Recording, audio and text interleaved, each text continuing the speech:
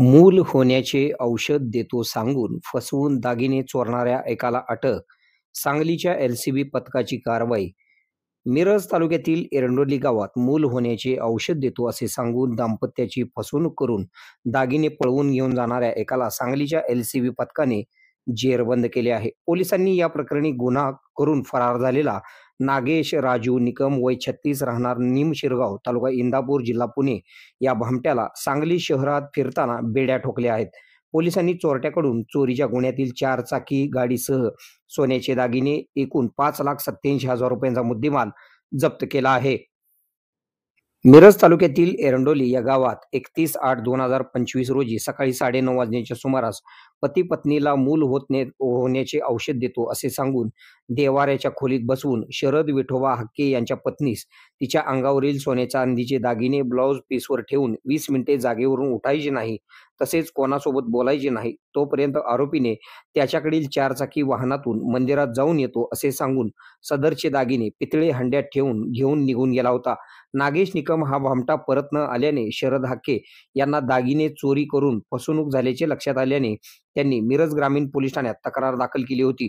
सांगली जिल्ह्याचे पोलीस अधीक्षक Sandeep Ghuge, upper police अधीक्षक कल्पना बारवकर यांनी चोरीचा तपास करण्याचे आदेश स्थानिक गुन्हे अन्वेषण शाखेचे पोलीस निरीक्षक सतीश शिंदे यांना दिले होते.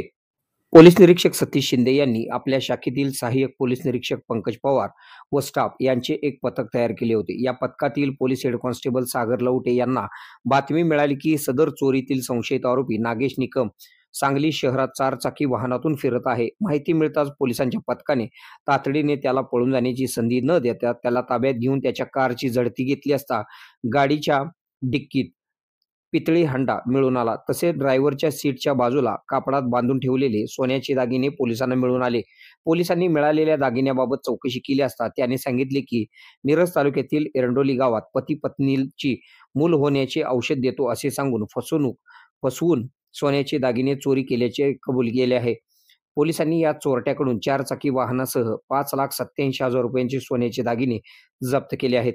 चोरीच्या गुन्ह्यातील आरोपी व जप्त मुद्देमाल पुढील तपासकामी मिरज ग्रामीण पोलीस ठाण्याकडे वर्ग करण्यात आले आहेत, अशी माहिती पोलीस निरीक्षक सतीश शिंदे यांनी दिलेली आहे. या कारवाईमध्ये सांगली जिल्ह्याचे पोलीस अधीक्षक संदीप घुगे, अप्पर पोलीस अधीक्षक कल्पना बारवकर यांच्या मार्गदर्शनाखाली पोलीस निरीक्षक सतीश शिंदे, सहाय्यक पोलीस निरीक्षक पंकज पवार, पोलीस हवालदार सागर लवटे, नागेश खरात, दरिवा बंडगर, सागर Tingre, Sandeep Nalawade, Amir Shah Fakir, Satish Mane, Sandeep Gurav, Machhindra Barde, Udaysinh Mali, Anil Kolekar, Amar Narale, Sanket Makhdoom, Imran Mulla, police constable Kiroba Chavan, Vikram Khot, police head constable Shashikant Jadhav, Vikas Bhosale, Miraj ग्रामीण पोलीस ठाणे, police constable Abhijit Patil, cyber police ठाणे यांनी या कारवाईत सहभाग घेतला. आपल्या भागातील बातम्या पाहण्यासाठी आमची न्यूज चॅनल सबस्क्राईब करा व लाईक करा. मुख्य संपादक कुणाल कोठावळे, के के मराठी न्यूज नेटवर्क.